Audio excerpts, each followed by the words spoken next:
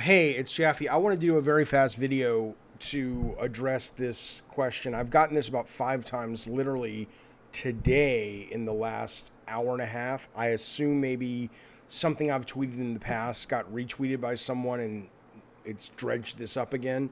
But somebody asked me, and I was able to actually have the time to articulate specifically what I would want to have seen in the God of War Ragnarok trailer. Okay, here's this guy. This isn't the one I responded to, but this is similar to the comments I've been getting. Latin Vamp, he says, how do you come with the conclusion that the new God of War looks like DLC from one trailer? You don't know what the whole game has to offer yet. I can say the same thing about God of War 2 when they first showed it, and I would be completely wrong. Actually, Latin Vamp, that's not true. And I can tell you how that's not true. But before I do, let me say, again, it does look like DLC for the most part to me. DLC is not a bad thing. God of War 2018 was one of my favorite games that came out that year. And beyond that, it was a phenomenal game. Loved it. And if what God of War Ragnarok is simply more of that, maybe pushed a little bit, great. I'll play it and I'll enjoy it. But my whole video or my whole comment was about the trailer didn't make me feel. Now it made other people feel, and that's great. But it didn't make me feel, and clearly it didn't make you feel that either, because you're saying you didn't see anything that felt all that different compared to like even God of War 1 and God of War 2 back in the day. So I was just saying, yeah, I'm excited to play it because it's God of War, but the trailer was it was okay. Okay.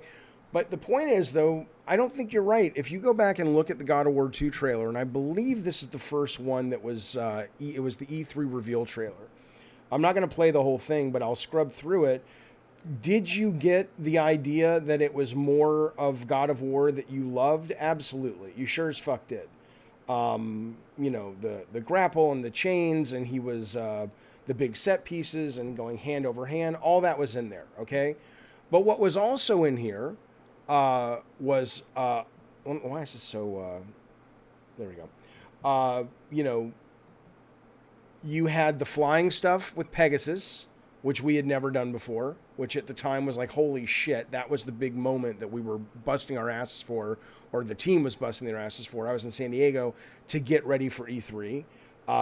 You had grappling, which we had never done before, sort of like swinging and sort of building that into various puzzles. That was in there.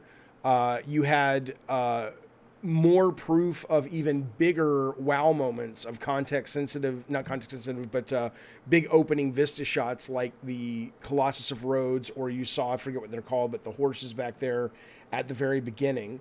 So there were things that were consciously put into the trailer to give people a response. Two different things. Number one, remember God of War? Remember how much you loved it? That's back. Okay? And that's what a trailer should do for a sequel. But it was also, as you see here, meant to suggest God of War 1, we were just getting started. And this is going to blow your fucking minds because you ain't ever seen anything like this, right? That was the goal. That should always be the goal of a sequel, to give you more of what you love, but continue to delight and surprise you in ways that make you feel playing the sequel the same sense of, oh my fucking God, that's amazing discovery that you felt playing the first one. Okay, so that's the best way I can describe it. If I keep getting asked about it, I'll just link to this video. I hope you're well. Have a great day. See you soon. Bye.